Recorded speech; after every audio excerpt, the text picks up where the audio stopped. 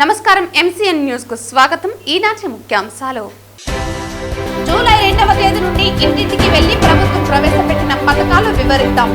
పిలుపునిచ్చిన Telugu Desam party జాతీయ ప్రధాన కార్యదర్శి పీలేరు నియోజకవర్గ ఎమ్మెల్యే నల్లారి కిషోర్ కుమార్ రెడ్డి. తిరుపతి సప్తగిరి నగర్ గంగమ్మ తల్లి దేవాలయంలో మహావేద పండితులతో మహాచండీ యాగం. వార్తల్లోని వివరాలు. ముఖ్యమంత్రి చంద్రబాబు నాయుడు ఆదేశాల మేరకు ఈ నెల 2వ తేదీ నుండి నెలపాటు ప్రభుత్వం ప్రవేశపెట్టిన పథకాలు ప్రతి ఇంటికి వెళ్లి వివరించాలని తెలుగుదేశం పార్టీ జాతీయ ప్రధాన కార్యదర్శి పీలేరు నియోజకవర్గ ఎమ్మెల్యే నల్లారి కిషోర్ కుమార్ రెడ్డి అన్నారు. పీలేరు నియోజకవర్గ పరిధిలో ఉన్న యూనిట్, క్లస్టర్, బూత్ ఇన్ఛార్జీలు, కేఎస్ఎస్ సభ్యులతో ఆయన సమావేశం నిర్వహించారు. ఈ సందర్భంగా ఆయన మాట్లాడుతూ కూటమి ప్రభుత్వం అధికారం చేపట్టిన ఏడాది కాలంలో దీపం పథకం కింద 3 సిలిండర్లు, తల్లికి వందనం పేరుతో ఎంతమంది పిల్లలు ఉంటే అంతమందికి 15,000 రూపాయలు, వృద్ధులు, వితంతువులకు ఎన్టీఆర్ భరోసా పెన్షన్ పథకం ప్రజలకు పంపిణీ చేస్తున్నట్లు వివరించాలని ఆయన టీడీపీ శ్రేణులను సూచించారు. అలాగే మహిళలకు ఉచిత బస్సు ప్రయాణం, రైతులకు అన్నదాత సుఖీభవ పథకం కింద 20,000 రూపాయలు, నిరుద్యోగులకు ఉద్యోగ అవకాశాలు, 5 ఏళ్లలో పేదల ఆదాయం రెట్టింపు చేస్తూ వారికి సంపన్నులు చేయటమే కూటమి ప్రభుత్వ లక్ష్యమని, ఈ పథకాలన్నింటినీ ప్రజలకు వివరించాలని ఆయన తెలిపారు. జడ్పీటీసీలు కానీ, ఎంపీపీలు కానీ, సర్పంచులు కానీ ఏ రిజర్వేషన్స్ ఎవరు నిలబడతారో తెలియదు. మనం ఎవరికి అవకాశాలు వస్తాయో కష్టపడండి అందరూ. ఎవరి పరిస్థితులను బట్టి ఆ రోజు మీరు నిలబడే అవకాశం మీకే వస్తుంది. గెలవాలి మనం. అన్ని సర్పంచులు కానీ, ఎంపీటీసీలు కానీ, జడ్పీటీసీలు కానీ, మండలాలు కానీ గెలిస్తే మనకు గౌరవం ఉంటుంది. కాబట్టి మీరందరూ కూడా ఇది మనం ఈ నెల రోజులు ఈ 20 డేస్లో కంప్లీట్ చేద్దాం. మళ్ళీ మనం మెంబర్షిప్ లాగా ఇది నెల చేసే కార్యక్రమం కాదు.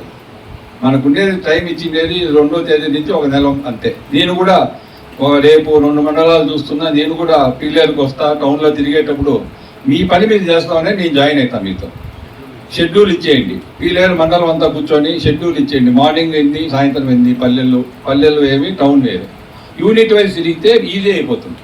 నాయకులంతా కలిసి మండలంలో ఉండే నాయకులంతా తిరగాలంటే డోర్ టు డోర్ జరగదు, కష్టమవుతుంది.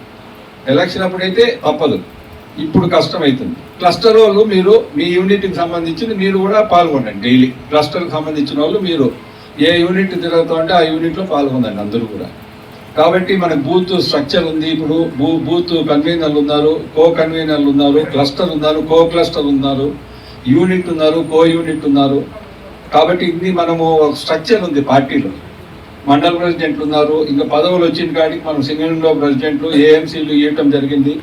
నెక్స్ట్ టైం ఇప్పుడు ఎవరికైతే ఇచ్చినామో వాళ్ళకి ఎవరికి మెంబర్లు కూడా వాళ్ళు ఎవరు ఉండరు. నెక్స్ట్ టైం ముందే చెప్తున్నా. మళ్ళీ పాత మెంబర్లు మళ్ళీ వేసేదంతా ఉండదు. కొత్త ఆ చైర్మన్ ఉండరు. వీళ్ళ ఏఎంసీల వరకు సింగిల్ విండో ఎలక్షన్ ఉంటుంది కాబట్టి అది వేరే సబ్జెక్టు. అది ఎలక్షన్లో పాల్గొంటాం కాబట్టి ఏఎంసీల వరకు కానీ ఇవన్నీ కూడా పార్టీ ప్రెసిడెంట్ కూడా ఏదో మళ్ళీ అవకాశం ఇచ్చినాం. దయచేసి ఏదైతే మనం రైతుకు సంబంధించి ఏదో చెప్పామో అది కూడా నెక్స్ట్ మంత్ అది కూడా పడుతుంది. రైతు అకౌంట్లో మనం ఏదైతే 3 ఇన్స్టాల్మెంట్లో సెంట్రల్ గవర్నమెంట్ డబ్బు, మన డబ్బు రైతులకు ఇవ్వాల్సినందుకు ఖచ్చితంగా పడుతుంది. సో ఈ విధంగా మనము మాట చెప్పిన ప్రకారం అన్నీ కూడా వీలైనంత వరకు ఒకటోటి చేసుకుంటూ పోతా ఉన్నారు. ఇప్పుడు ఇంప్లిమెంట్ అయ్యింది, తల్లికి వందనం ఇంప్లిమెంట్ అయింది. పెన్షన్లు ఏదైతే 4,000, 6,000, 15,000 ఆ విధంగా ఇంప్లిమెంట్ చేయడం జరిగింది. అప్పుడు వైసీపీ టైంలో 1,000 రూపాయలు పెరగాలంటే 5 ఏళ్ళు పట్టింది. చంద్రబాబు గారు చెప్పిన ప్రకారం 1,000 రూపాయలు ఇమీడియట్గా మనం ఇప్పుడే పెంచి ఆయన గవర్నమెంట్ వచ్చిన మరుసటి ఇచ్చేయటం జరిగింది. మనం కూడా తర్వాత ఈ ఇంట్లో మొగుళ్ళు చనిపోయింటే పెన్షన్లు 1 సంవత్సరం నుంచి అవి ఆగిపోయినాయి. ముందు పెన్షన్ వస్తూ ఉంటుంది, అవి రాలా. ఇప్పుడు శాంక్షన్ అయినాయి. మన కాన్స్టిట్యున్సీలు కూడా 500 పెన్షన్లు శాంక్షన్ అయినాయి. ఏదైతే స్పౌస్ కేసు భర్త చనిపోతా ఉండి వస్తూ ఉండి భార్యకు ఈలేని పరిస్థితి సంవత్సరం నుంచి కూడా అవి కూడా పీలేరు మండలంలో 100 వచ్చినాయి, కలిగిరిలో 100 వచ్చినాయి. అట్లా మండల వైజ్ ఇప్పుడు వచ్చినాయి. తిరుపతి సప్తగిరి నగర్ గంగమ్మ తల్లి దేవాలయం కమిటీ వారు అమ్మవారి 4వ వార్షికోత్సవం మహోత్సవం సందర్భంగా శ్రీ వారాహి అమ్మవారి నవరాత్రి ఉత్సవాలలో భాగంగా వేద పండితులు అమ్మవారికి అభిషేకం నిర్వహించారు. తిరుపతి సప్తగిరి నగర్ గంగమ్మ తల్లి దేవాలయం కమిటీ వారు అమ్మవారి 4వ వార్షికోత్సవం మహోత్సవం సందర్భంగా శ్రీ వారాహి అమ్మవారి నవరాత్రి ఉత్సవాల్లో భాగంగా వేద పండితులు అమ్మవారికి అభిషేకం నిర్వహించి అమ్మవారిని అలంకరించిన అనంతరం ఉదయం గణపతి స్వామి పూజ, స్వస్తి వాచనం, కలశారాధన మరియు వేద పండితులచే చండీ హోమం, విశేష కళాభిషేకం నిర్వహించారు. అమ్మవారి దర్శనం కొరకు తిరుపతి నగర ప్రజలు అనేక గ్రామాల నుండి అధిక సంఖ్యలో పాల్గొన్న భక్తులు దర్శన అనంతరం తీర్థ ప్రసాదాలు అందజేసి అన్నదాన కార్యక్రమాన్ని ఆలయ కమిటీ నిర్వాహకులు నిర్వహించారు. సప్తగిరి నగర్ గంగమ్మ తల్లి దేవాలయం 4వ వార్షికోత్సవ మహోత్సవంలో ఆలయ కమిటీ సభ్యులు మరియు భక్తులు అధిక సంఖ్యలో పాల్గొని అమ్మవారి కృపకు పాత్రులయ్యారు.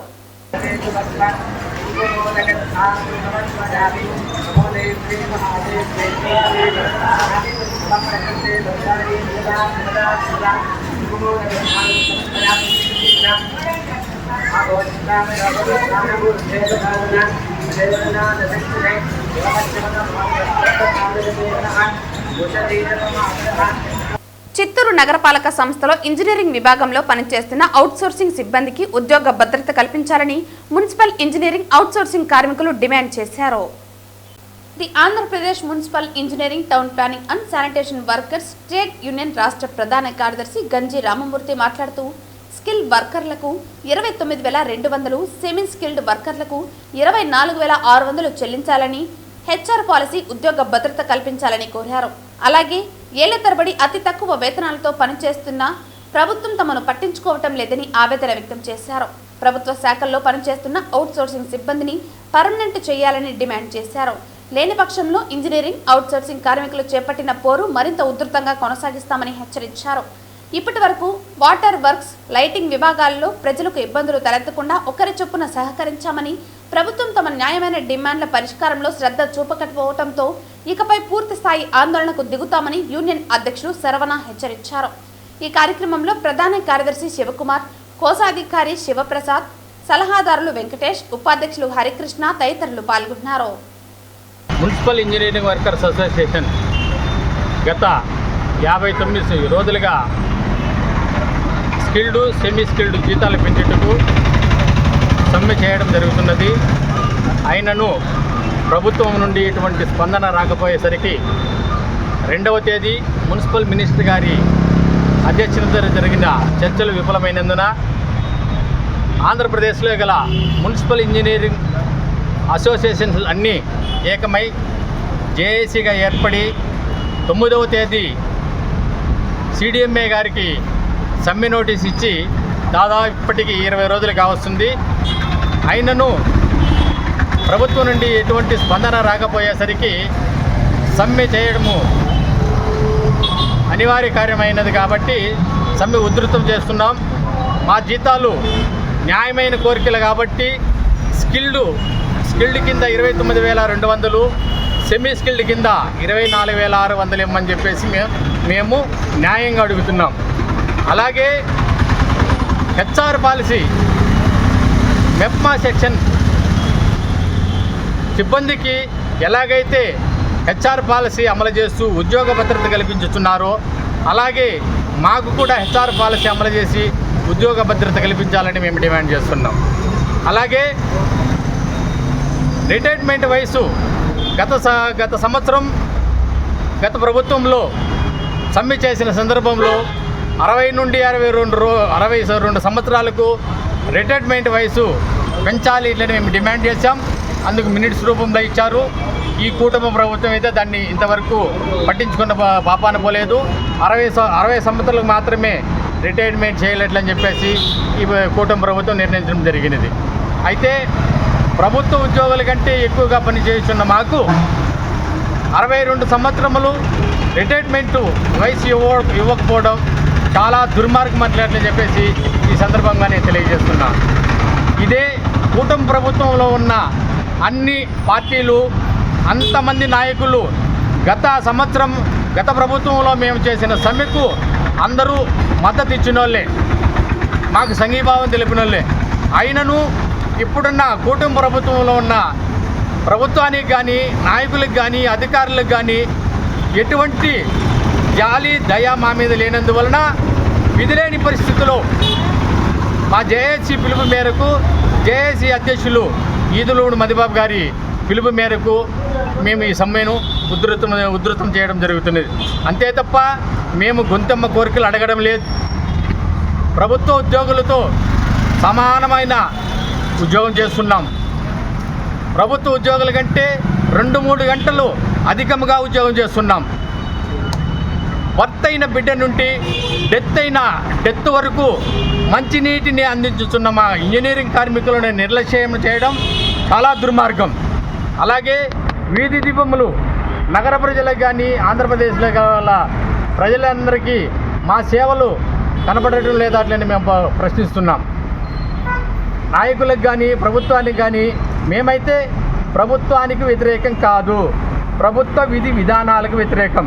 అయితే నిన్న మొన్న 2 రోజులుగా పరిస్థితులు చూస్తున్నాం. అధికారులు కానీ అలాగే ప్రభుత్వంలో ఉన్న పెద్దలు కానీ నిర్లక్ష్యంగా వ్యవహరిస్తూ మా ఇంజనీరింగ్ అవుట్సోర్సింగ్ కార్మికులను మేము చేయించున్న సమ్మెలను భగ్నం చేయాలని చెప్పి వారి దురుద్దేశంతో భయభ్రాంతులకు గురి చేస్తున్న సందర్భము అంతా ప్రజలను గమనించాలి. మేమైతే 13,087 రూపాయలతో మా జీవనోపాధిని ఎలా కొనసాగించాలో ఒక్కసారి ప్రజలు కూడా ఆలోచించండి. మేమైతే ప్రజలకు అసౌకర్యం కలిగించాలి కానీ ఎలాంటి ఇబ్బందులు కలిగించాలని చెప్పేసి మేము భావించటం లేదు. మా న్యాయమైన కోరికలను తీర్చాలని చెప్పేసి మేము ధర్నాలేకి రావడం జరిగింది తప్ప మేము ప్రజలకు ఇబ్బంది పెట్టడం మా ఉద్దేశం కాదు.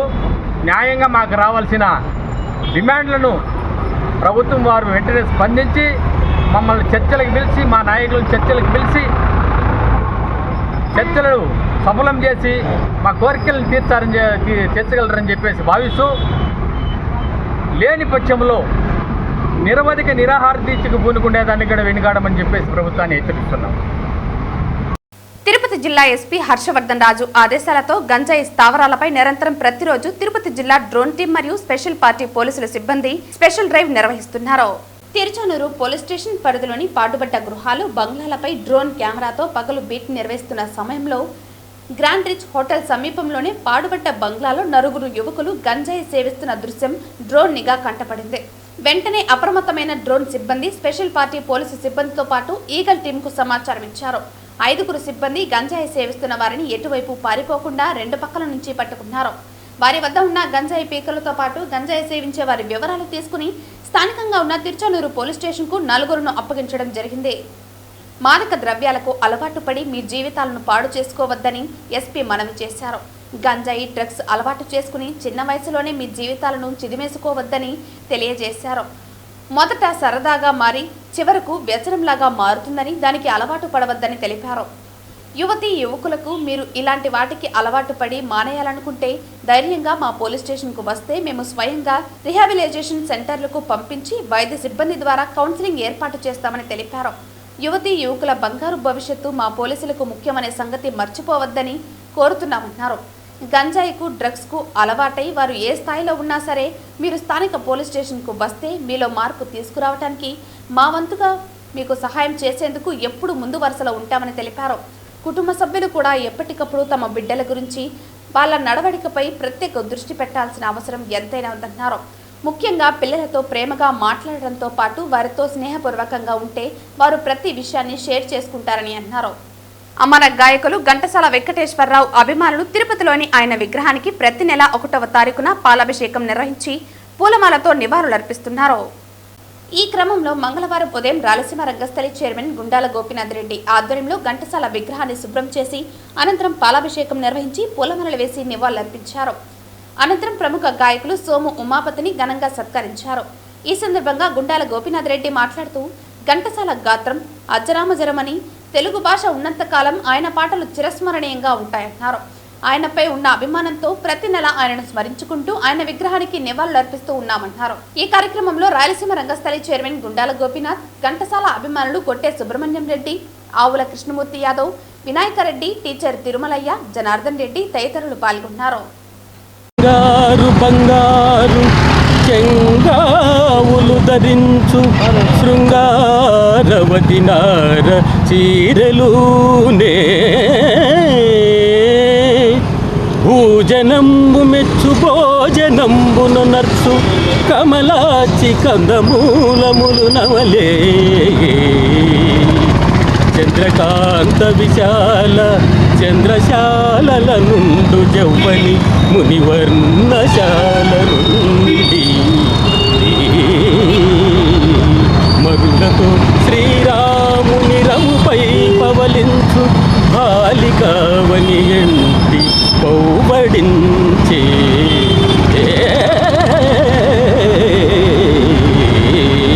కన్ను సన్నల సుతాంత కాంత లాచరించు చేవలు మెత్తని కాంచనాంగి యుగే ముని బుద్ధ కాంతాగృపోపశార విధికి ఎంత నసాధ్యంబు విధికి గలదే.